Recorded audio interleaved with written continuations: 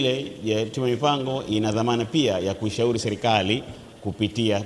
sera ambazo zinahusiana na mambo ya kijamii, ya kimaendeleo, kwa mfano rasilimali watu na maendeleo ya jamii, lakini vile vile katika upango mzima wa maendeleo yanahusiana na uchumi wa bluu, kwa maana ndio sasa inayobeba dhima nzima ya uchumi wa Zanzibar, lakini bila ya kuacha njia kuu za uchumi, kwa maana ya mambo ya uwezeshaji, kwa maana ya barabara zetu, umeme, nishati,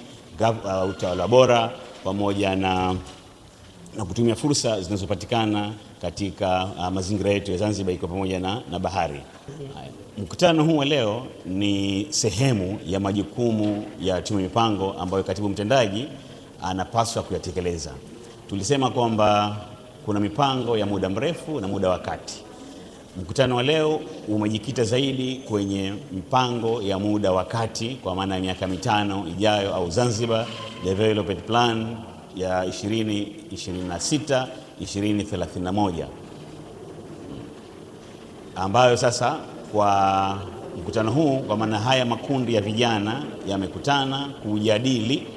miaka 5 ijayo kwa mustakabali wa vijana wa taifa hili, ambayo sasa wameelimishwa au wamewezeshwa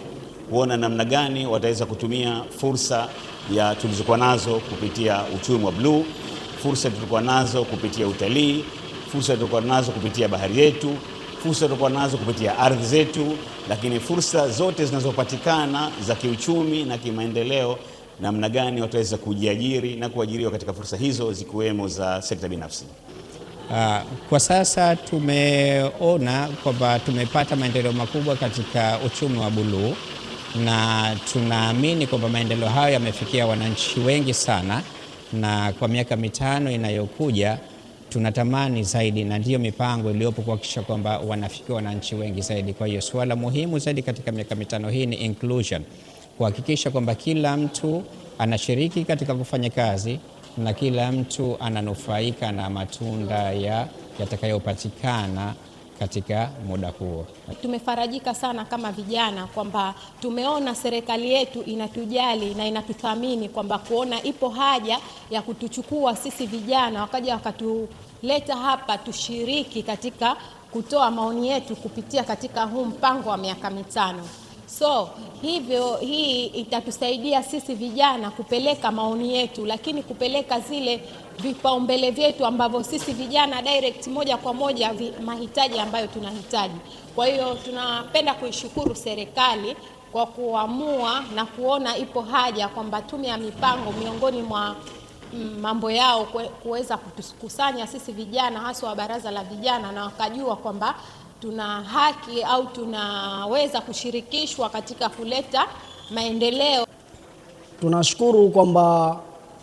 kile ambacho tunachowapa ZADEP wanakwenda kukifanyia kazi. Kama vile awali tuliposhiriki katika mafunzo ya mwanzo, kuna changamoto zetu tulizitoa kama vijana, lakini pia kuna baadhi ya vitu tuliwapa, na awamu hii ya pili walikuja tayari wameshavipitisha kwa hali ya juu kabisa. Lakini niseme kwamba sina wasiwasi kwa hili, kwa hichi ambacho kipya walichoenda kutupitishia, naweza nikasema kabla ya kufika hiyo miaka 5 ana uwezo wa kwenda kukikamilisha. Kwa serikali au matarajio yangu katika jamii, dira hii inapokwenda kufika kutimia na kuanza kufanya kazi, basi tutakuwa tuna maisha mazuri, lakini pia tutakuwa tuna maendeleo makubwa zaidi kulingana na maendeleo ambayo tunazidi kuyaona. Lakini pia namshukuru sana Mheshimiwa Rais wa Serikali ya Mapinduzi ya Zanzibar, Dr. Hussein Ali Hassan Mwinyi, kwa maendeleo makubwa ambayo anakwenda kuyafanya. Lakini hii dira pia inakwenda kuongeza zaidi ya hapa ambapo